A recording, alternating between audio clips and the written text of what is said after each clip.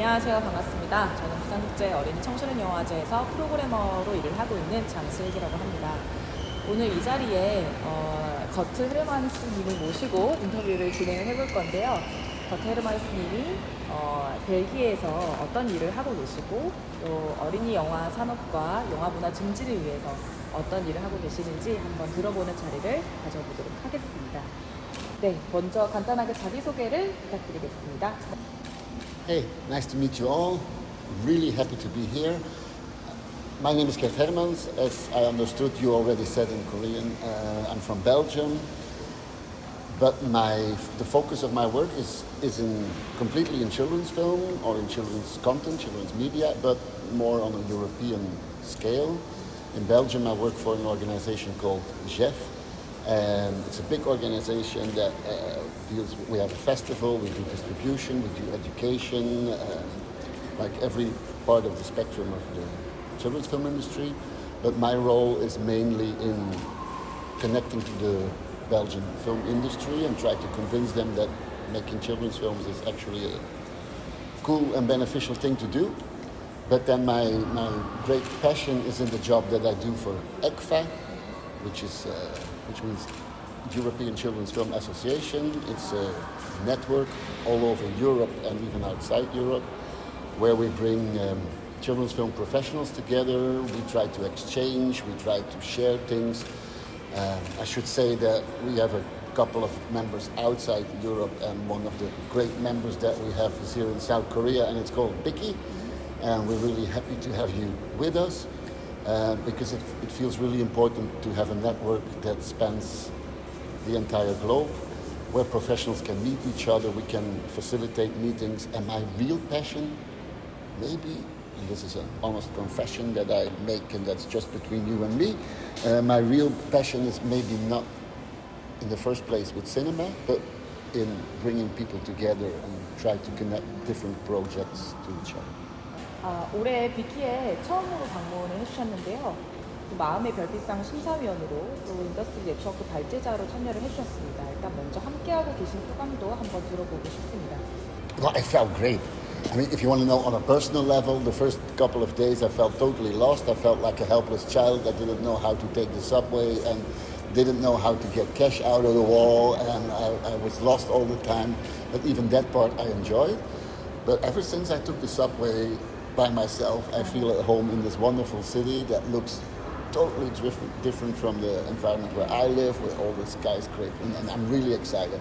But on the professional level, I'm really, really impressed.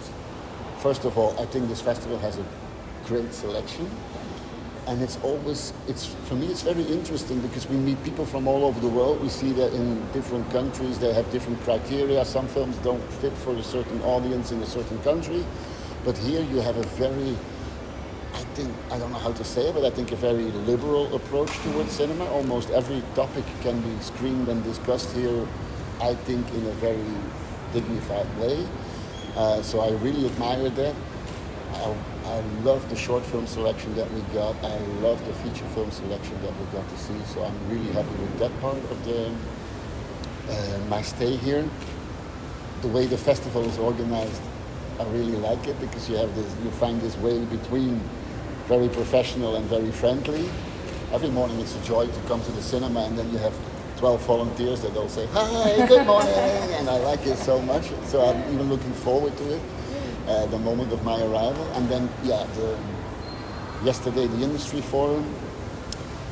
Forums are always extremely tiring, in rooms without oxygen, listening to people and with a jet lag. Yeah. But at the same time, I really liked the energy that came from the speakers. There were people from Korea who spoke with a great passion about film education. There were projects from outside Korea, from other countries, that really made us think back about the basics. Like, here we are in Europe with our fashionable computers, but no, there's people working on a ground level that do such important jobs. And I could feel all this coming together in the forum. 포럼에서 이제 흥미로운 이야기를 좀 들었습니다. 이제 매년 한 편의 어린이 영화를 제작 지원하는 플랑드르 시청각 기금의 영화 제작 펀딩 제도와 국가 공영방송국 어린이 채널과의 협업으로 운영되는 캐런 닥스 프로그램인데요. 매년 5편의 청소년 대상 다큐멘터리 제작을 지원한다고 들었습니다. 왜 다큐멘터리를 지원하게 된 것인지, 그리고 이 다큐멘터리 작품은 벨기에 내에서 어떻게 활용되고 있는지 궁금한데요. 예를 들면 방영 후에 영화 교육 자료로 쓰인다거나 하는 그런 방식이 있다고 합니다. Yes. Well, first of all, I'm happy to realize that cat and dog also in Korean is cat and dog. Why documentary? Actually, I think there's maybe I'm not good in that, but I should give a compliment to ourselves because we really lobbied very hard for it. And I should also give a compliment to our partners, which is, as you said, the National Broadcaster and the National Film Fund.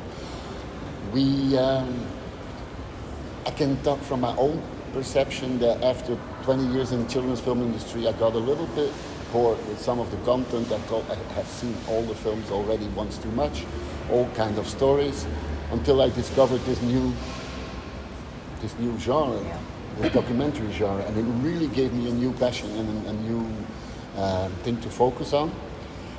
And most of the documentaries we saw came from the Netherlands, which is our neighboring country. We share the same language, we share the same culture, but they have a very well-developed children's film culture, and in Belgium we were lacking it. So we tried to point the attention of our National Film Fund and our national broadcaster to what was going on in Holland.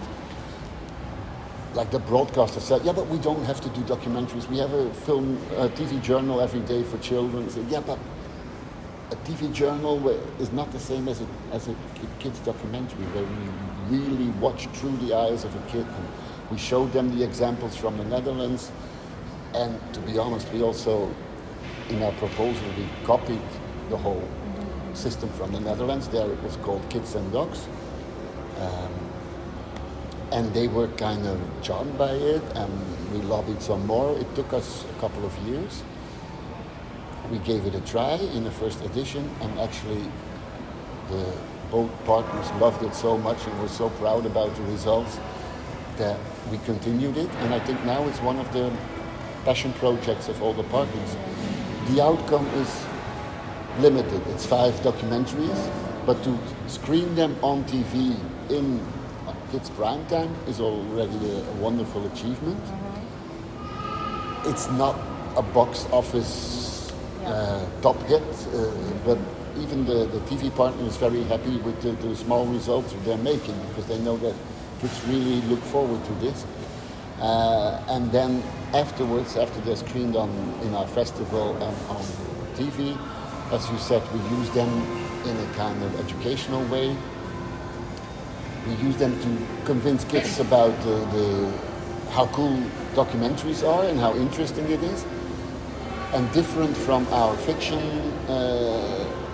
films, the documentaries we also use in a kind of audience development way. Yeah.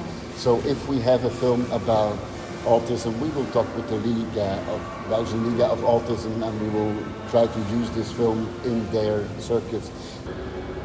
And the good thing, I should add to the good thing about this whole project is that I also can feel a great passion with the young generation of directors. Whoever tries to make a kids documentary, it's not a big project, it's 15 minutes, you can do it in half a year with the right training program. But everyone who does it afterwards feels like, yeah, this is something I want to do again. Maybe I want to make more documentaries for children, or maybe once later in my career I will come back to this and do another one. Or some that get very ambitious and they want to do a feature documentary for children. But the genre really gets under your skin and really keeps you captivated. And so we create this kind of passion not only with the audience but also with the industry. 어제 발표하셨던 내용들이 굉장히 깊은 내용들이 많습니다. 벨기에 영화 산업과 영화 제작 펀딩 시스템과 그리고 어린이들을 위한 영화 지원 프로그램들이 어떻게 이루어지는지에 대해서는 또 한 번 더 설명드릴 수 있는 기회가 있으면 좋겠다는 생각이 듭니다. 이런 제도가 마련되어 있음에도 불구하고 가장 아쉬운 지점도 어떤 것인지 한번 들어보고 싶습니다. I think, yeah. Since I work with industry, I think I encountered once too much the situation where a filmmaker starts working on a children's project and then thinks after a while, yeah, but maybe it's not so cool to work for children, you know. I'm a director, I have these great ambitions. Maybe we should not really promote it as a children's film. Maybe we should promote it as a film for all ages. Because imagine that I have to go and meet my friends in the cafe and say, you know, me, filmmaker, I'm working on a children's project. They will be really disappointed. We had that situation once or twice. That was very disappointing for me. Because you always have to convince people again and again and again that, yeah, but children's film is not on a lower level or a lower standard than other cinema. The other thing is that we do one children's film per year in Belgium, which is great, but at the same time on my desk are often 5 scripts that all look really fantastic. Imagine that we could do at least 2 children's films or 3 children's films per year. And I understand it's not possible and the budget is not there, but at the same time there is this huge potential. And actually, if I can make the bridge to ECFA, which is the other part of my job, there it's even more like that. We feel this huge potential that we have as a European organization. We have 150 members. The world could be at our feet. We could do everything that was possible, but we're working with volunteers that have limited time. We work with actually no budget. I think we could achieve a lot, but we lack the resources, we lack the time, we lack the really strong structure to make a profound change. I think we should achieve more there. 방금 드렸던 질문과 조금 연결되는 질문일 수도 있을 것 같아요. 그러면은 이제 벨기에의 영화 산업에서 어린이 영화 제작 비중이 어느 정도 되는지 궁금하고, 또 벨기에 영화 산업 내에서 어린이 영화의 위치라고 할까요? 산업 종사자들이 어린이 영화를 어떻게 인식하는지 한번 답변을 들어보도록 하겠습니다. Yeah, as I said, the proportion is like 1 film per year out of probably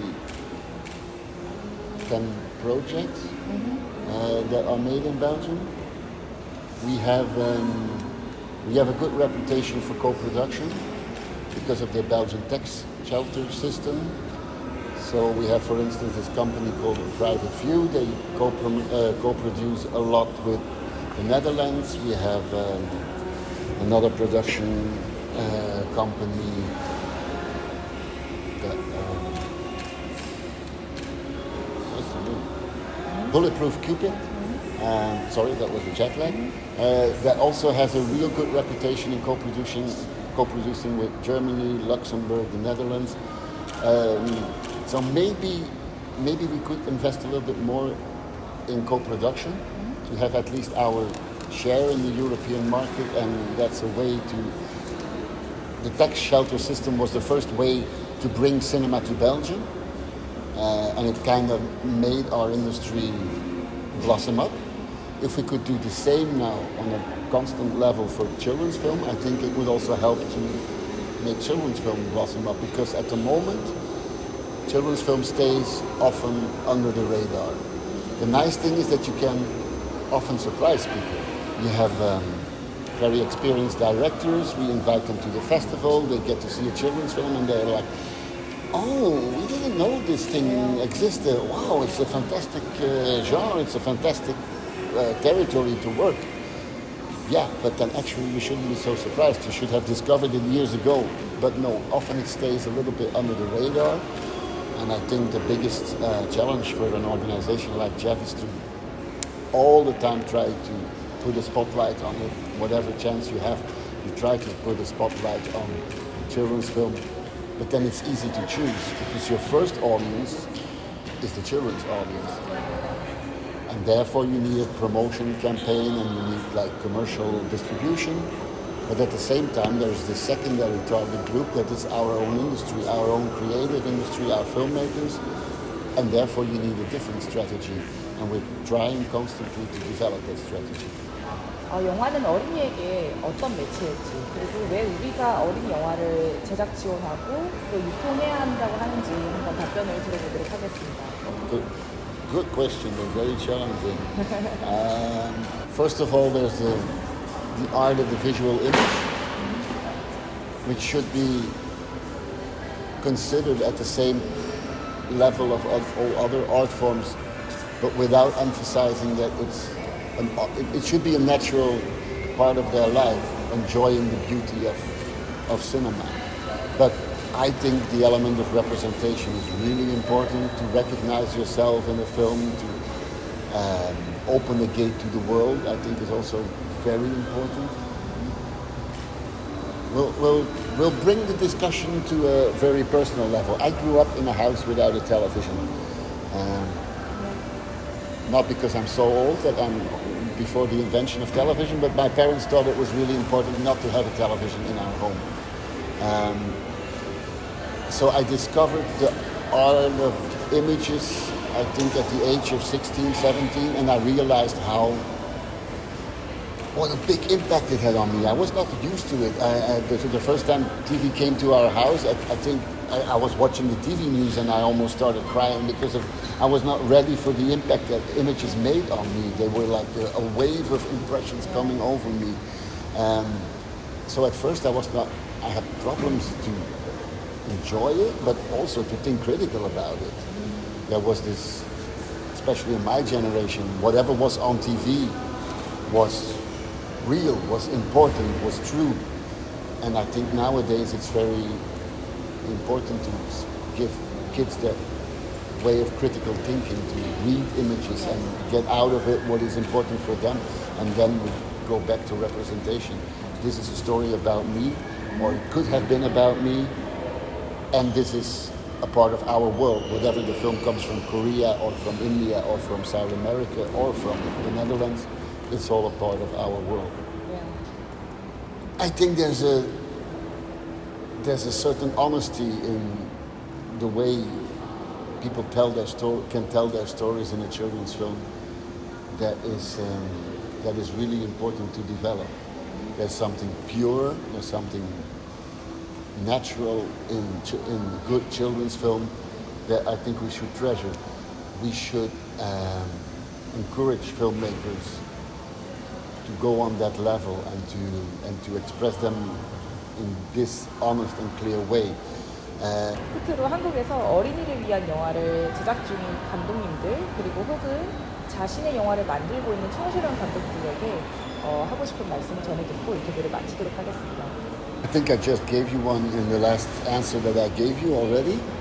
So I want to give you some more encouragement from my point of view of ECFA. The encouragement I want to give you would be get in touch with each other, spread out your wings, connect with each other. Yesterday in the forum there was a very careful start.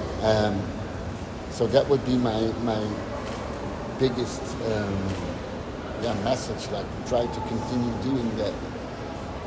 When I see what it does to the industry in Europe through ECFA, I can recommend it to everybody.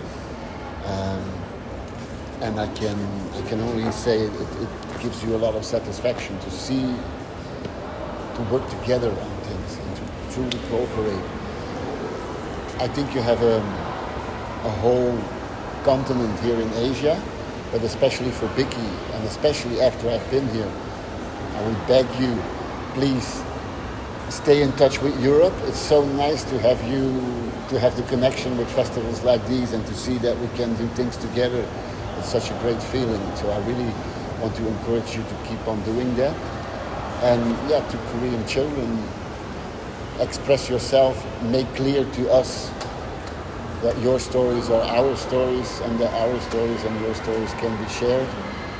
It would be lovely if you could keep on doing that. And I think Korean children are perfectly placed to do that. Yeah. They have a story to tell, and I want to hear it.